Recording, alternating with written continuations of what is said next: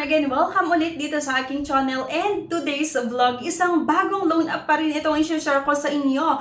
At nakakaloka mga beshes kasi hanggang 20,000 pesos itong first na in-offer ng loan app na ito sa akin. So by the way, bubusisihin natin ito mga beshes kung paano nga ba talaga yung magpautang ang loan app na ito, paano yung interest, yung processing fee, at yung loan terms kasi nakalagay pa sa kanilang app na yung loan terms ay hanggang 6 months or 180 days. So, ayan yung mga bubusisihin natin. At may iba't ibang repayment plan din.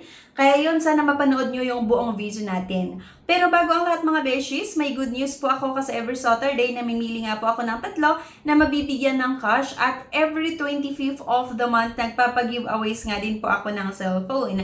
So, para makasali kayo dito, ang kailangan nyo lang gawin, i-comment kung ano yung napanood mo, i-like yung video, i-share, at huwag mong kalimutan na mag-subscribe para maging updated ka nga sa announcement ng ating cash and cellphone giveaways at sa mga bagong videos na ina-upload natin kung ano yung mga legit at syempre yung mga hindi okay na utangan. So let's get back to the topic mga beshies. And here nga, SNF Loan Philippines, itong pag-uusapan natin under ng SNF loan pa rin.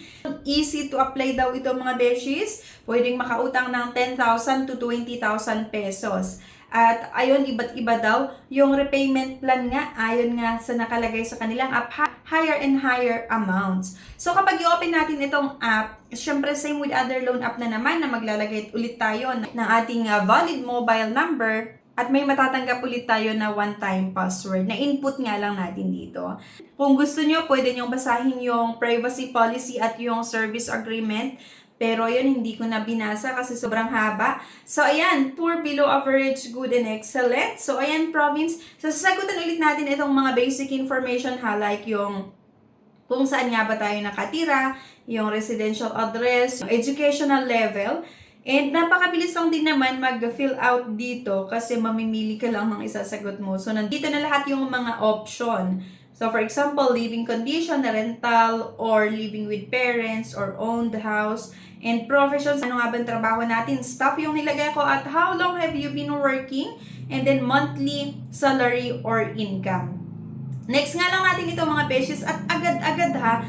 Hindi ganun kadami itong pinasagutan sa akin. So, dito na agad ako sa pagsasagot ng personal references. So, dito mga beshes, tatlo lang yung hinahanap na personal references. Is it overdue in the past month? No loan? At ayan, kailangan nating mag-upload ng isang valid ID na naman. At ito yung mga ID na tinatanggap.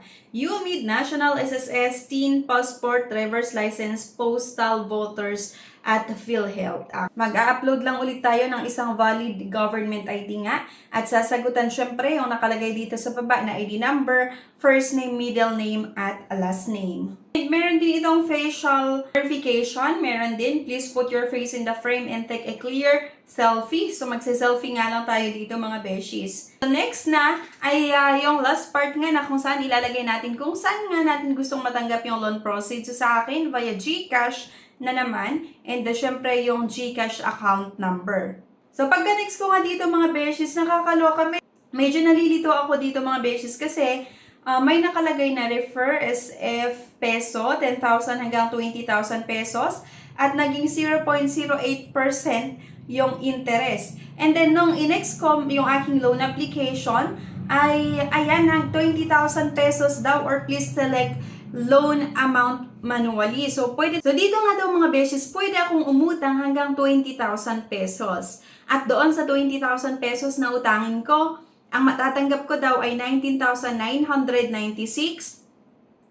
At dahil meron itong interest na 2,160 at service fee ay 4 pesos. Date of application ko nga ay ngayong September 14, 2024 at ang loan terms daw ay 6 months or 180 days. So, nung in-next ko mga beshies yung aking loan application, meron itong binigay sa akin na repayment plan or pinakita dito nga sa dulo ng aking loan application.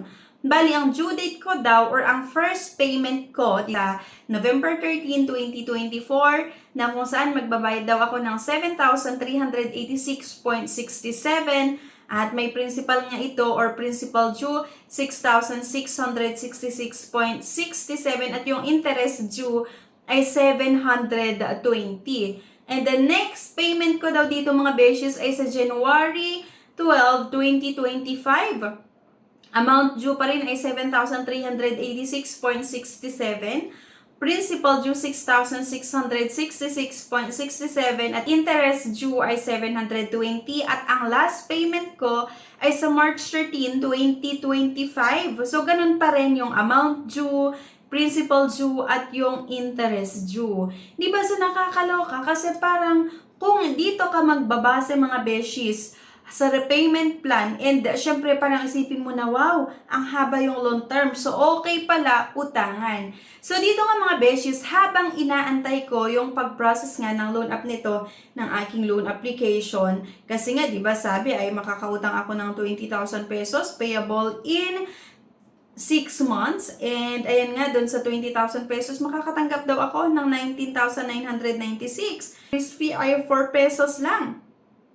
So, syempre, hindi ako pwedeng magpakampante sa pinakita ng loan app na ito. So, habang nga pinaprocess, kung makita nyo under review yung loan application ko, so habang nga pinaprocess ng loan app na ito ang aking loan application, syempre, ako nagpakampante at nag-check nga ako ng ibang reviews kung ano yung nasabi ng ibang nakautang na dito or na-aprubahan ang kanilang loan application.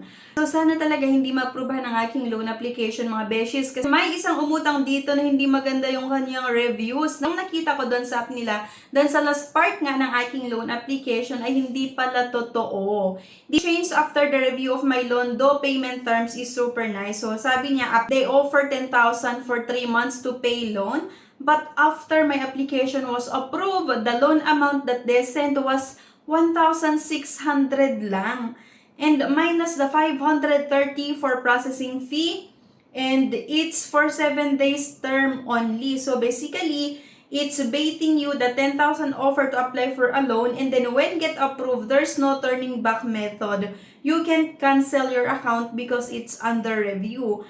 But when approved, you get the lowest amount of the loan and not the 3 months to pay after. Again, apply at your own risk. So, based nga sa experience ng isa nga sa nakautang dito, 7 days lang talaga yung ino-offer na loan terms, hindi 6 months, di ba?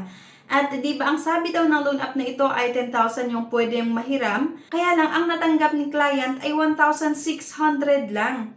Di ba? So, nakakaloka, isang loan app pa rin na mapaglin lang. Diba? Kasi akalain mo kung doon ako nag-base sa repayment plan na binigay nila doon sa dulo ng aking loan application, parang okay siya utangan. Pero, ayon nga sa mga umutang dito, yung 6 months na sinasabi ng app na loan terms ay hindi pala kasi 7 days lang.